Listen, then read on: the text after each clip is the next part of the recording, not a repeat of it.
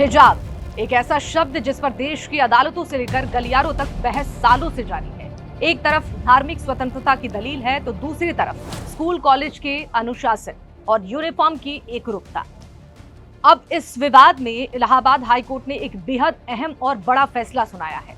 High court ने स्कूलों में हिजाब पहनने की अनुमति मांगने वाली याचिका को सीधे तौर पर खारिज कर दिया है। कोर्ट का फैसला बहुत साफ है। शिक्षण संस्थानों में ड्रेस कोड का पालन करना सिर्फ एक नियम नहीं बल्कि अनुशासन और समानता बनाए रखने के लिए बेहद जरूरी है। सवाल फिर से वहीं खड़ा हो गया है कि क्या स्कूल के नियम किसी व्यक्ति की धार्मिक मान्यताओं से ऊपर हो सकते हैं। इलाहाबाद हाई कोर्ट ने अपने फैसले में इसी सवाल का जवाब देने की कोशिश की है। ये मामला प्रयागराज के एक निजी स्कूल की 11वीं कक्षा की छात्रा की याचिका से शुरू हुआ था।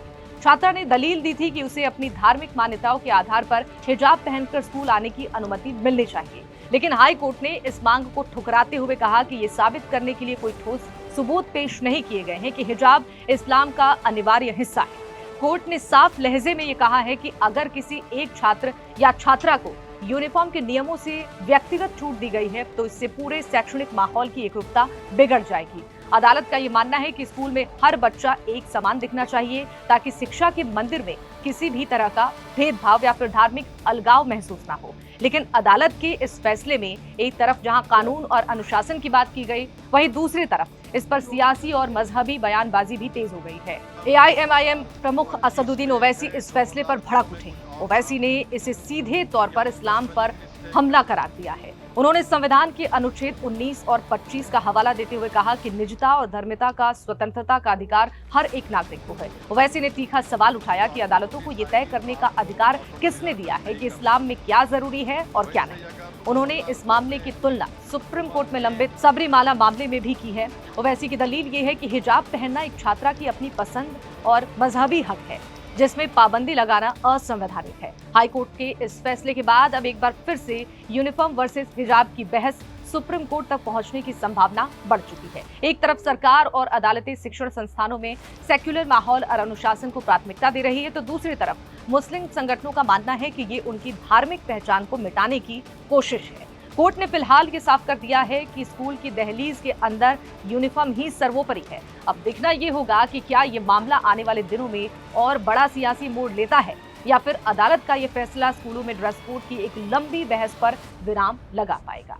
भाई देखिए कि ये मैटर था, एक बच्ची थी, वो एक स्कूल में पढ़ती थी, क्लास 6 में उसने एडमिशन लिया था, तो वहाँ पर वो हेड कवर करने के लिए एक स्कार्फ पहनती थी बचपन से ही, तो उसी में वो रेगुलर स्कूल जाती थी।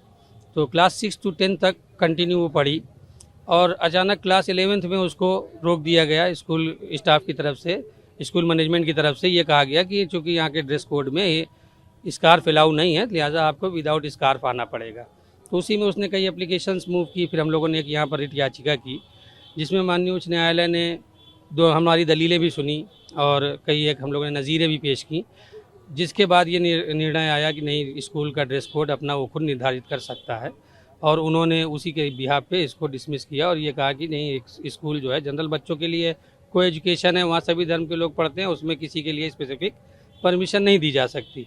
हमारी दलील ये थी कि भाई चूँकि वहाँ स्कूल में वो पढ़ रही थी क्लास 6 to 10, अगर स्कूल मैनेजमेंट को उसको रोकना था तो क्लास 6 से ही रोक देते कि नहीं, आपको यहाँ पर ड्रेस कोड में ही फॉलो करना पड़ेगा। आप क्लास 6 to 10 तक परमिट किया, अचानक 11th में रोक दिए। तो वो ये इसी चीज़ों को लेकर के हम यहाँ पर आए थे। सेक्शन 19(1) के हवाला भी दिया गया। बाकी कोर्ट ने भी कई एक अपनी नज़ीरें वहाँ की इस बेस पे कोर्ट ने हमारी माननीय उच्च न्यायालय ने आदेश पारित किया कि भाई चूँकि स्कूल एक शिक्षण संस्थान है, वहाँ पर सभी बच्चे इक्वल हैं, वहाँ पर जो भी ड्रेस कोड होगा उसको फॉलो सभी को करना पड़ेगा।